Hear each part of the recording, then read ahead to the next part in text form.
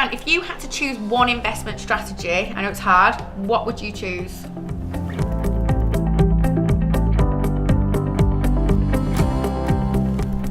I know that's tough. Yeah, I know, it's cruel, really. You know what, the best way to put this is, we talk about the 3 Ps.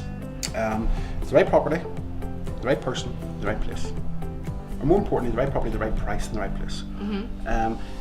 And this is perhaps where a lot of people fall down, is that they don't get the 3 Ps right: property, price, and place. So they buy the right property at the wrong price in the right place. So they only get 2 of them. If you don't get all 3 of these perfectly aligned. Personally, I like buy and flips. My own personal list I always have, because there's a really good opportunity to buy a property, add value, sell a property. It's quite an easy business model to look at, because you've got money in, money out, you know your profit margin. HMOs are massively popular, and I can see why, because there's nothing else providing that yield. The one thing I say about HMOs is that if you're going to do them right. We get a lot of people who perhaps have had a few buy-to-lets that they're going to be, I'm going to do HMOs, and they try to manage them themselves and manage the tenants. And I said, look, you know what? Consider yourself as an investor, not as a handyman, come landlord, come property manager. Just think and write that into your numbers. And yield is important. You've really got to understand your numbers.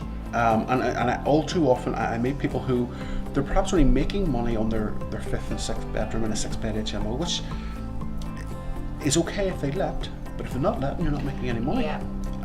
So understanding your business is absolutely key. I was just talking with Chris before we started this.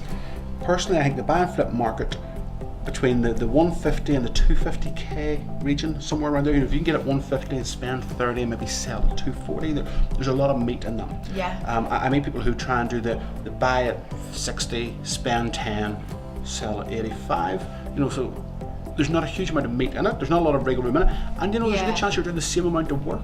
Really.